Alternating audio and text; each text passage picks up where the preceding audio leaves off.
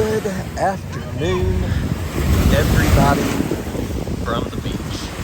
Starting today's quite a bit later today because we didn't go out for breakfast this morning. We just stayed in, and we stayed in for quite a while. Everybody slept in a little later, but we have been out here enjoying this for about an hour. It's a red flag, but it is the calmest that it has been thus far since we've been here. And as you can probably tell, there's a pretty large sandbar out there, so the kids are really enjoying that. Right now, we're walking down the beach, making our way to the banana boats, because the kids didn't want to ride a banana boat. Back at our seats, you can see Ty out there playing around. We got the tent right here, Chad, so that he can. We got that horrible Walmart. Yep, that's what we got from the Walmart. So that he can hang out here longer. It's going to be about an hour wait to ride a banana boat, but we are all signed up to do it. Jess, I think, is the only one that hasn't done it before. I think both of the boys have, maybe, I can't remember. I know for a fact that I have, but we'll be doing that, and then that'll be an end to our beach day, because then we'll have to head back to the condo and start getting ready to go eat dinner with Nana. All right, heading out for the banana boat. Fun time. And we're off. I could not film at all on that thing. Had my phone in a protector. If I was smart, I'd have charged the GoPro and had it ready, but no. So, yeah, it was way rough. Everybody but Chad fell into the middle at some point. Kelly went overboard near the end, and we had to help pull her up. Yeah, surprisingly, Noodle Arms here. Yeah, he didn't go in the middle at all. We've licked our wounds from the banana boat. Everybody showered and changed, and now we are here at sea level. This is one of Nana's favorite places. We originally had plans to go somewhere else tonight, but shockingly, this is actually something that Chad requested. So after a crazy 30 to 45 minute wait, we're in here at sea level. We went ahead and ordered Chad his fried pickle appetizer that he's down here basically testing out everybody's fried pickles. There's the other appetizers. We've got a couple vegan options, some sandwiches, burgers, salads. There's sides. Then you've got their entrees, their famous prime rib, shrimp, fish, crab. They got steak, pork chops. Well, we had fried pickles. Until I ate them. Yep. Chad is judging fried pickles down here this week. So, wait, these are where? Number one. Sea level is now number one. So Liz is 2, and then Hans is 3. Salad came out. This mixed green salad came with cheese and carrots and tomatoes and onions, but you guys know me, I'm plain, no tomatoes or onions here. You sure about that? We also had bread service, And guys. and it was very good. The bread tastes wonderful, melted the butter. And guys, the tic-tac-toe champion over here. Yeah. All right, so Ty got a burger and fries. Jess got blackened shrimp and asparagus. Chad got grilled cheese and fries. Nana got a ribeye with asparagus. And then for my meal, I actually ordered the prime rib, but the waitress misheard me, so I have a ribeye as well. And I got cornbread bites as my side. Our waitress brought us a complimentary peanut butter pie slice since my order was wrong.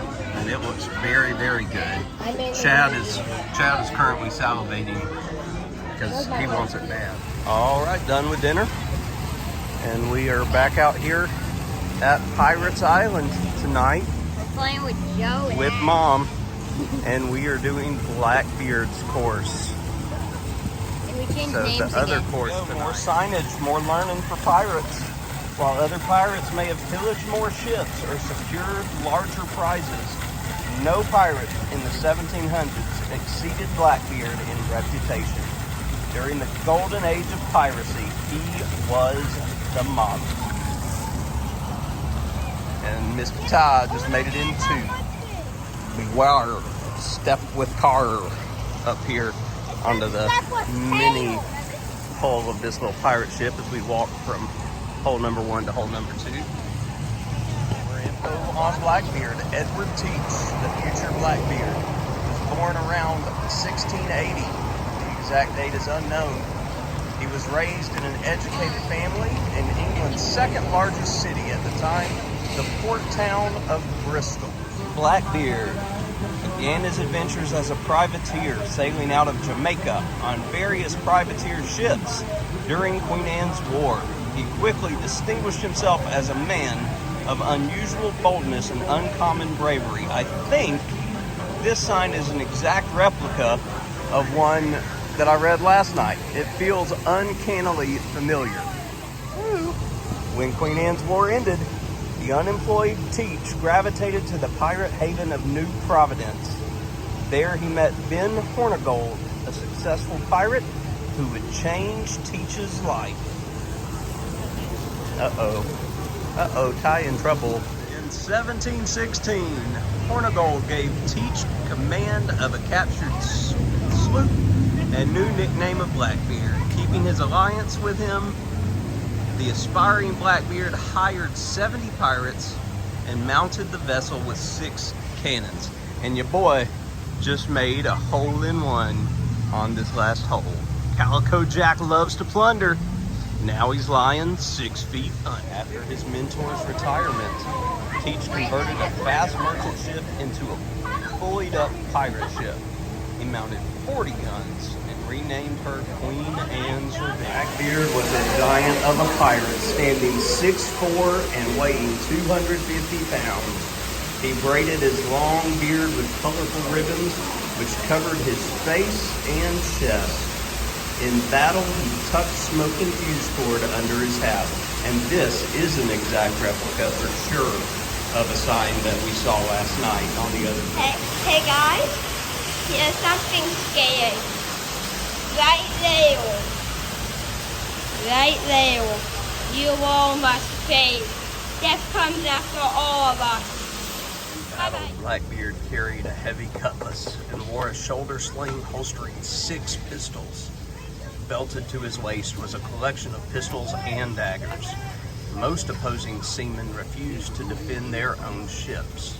To ensure his crew knew who was in charge, Blackbeard often made a point to demonstrate not only his dominance but his unpredictability.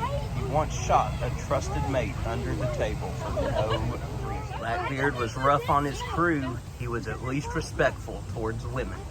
When in Port Town taverns, he applauded the efforts of all dancers and regularly fell in love with local lasses.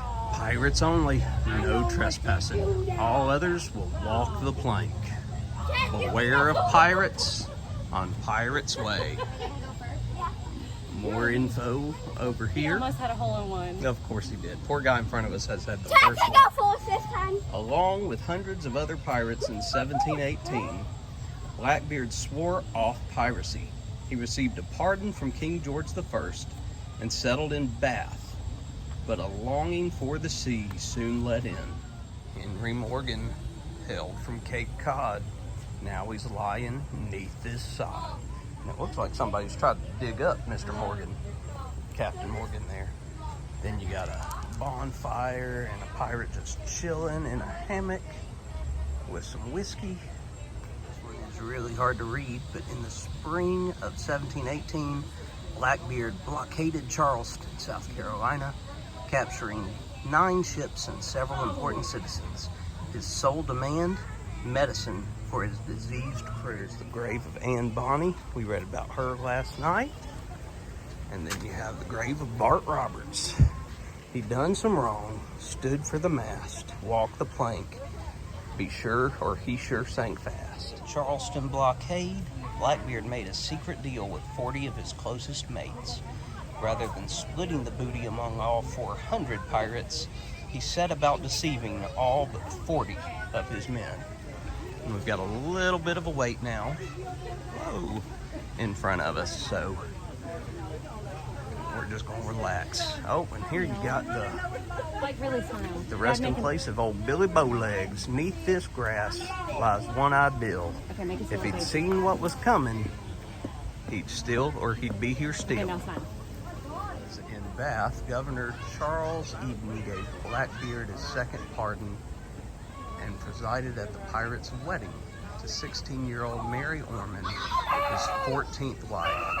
Teach seemed trying to retire as an icon. And of course, Ty got a hole in one, and I missed it. He got a holy. That's what they called it. He got a holy.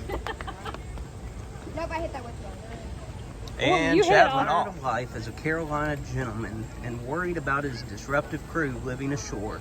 Blackbeard returned to the sea, pillaging the odd ship from his base south of Ocracoke Inlet. Up with Carolina's tolerance of pirating and facing removal from his post as Lieutenant Governor of Virginia, Alexander Spotswood set his mind to catching Blackbeard as a means to save his job and regain respect. And this is another pure copied sign from last night's course. Sneaking into the shallow waters of Ocracoke Inlet, find Blackbeard.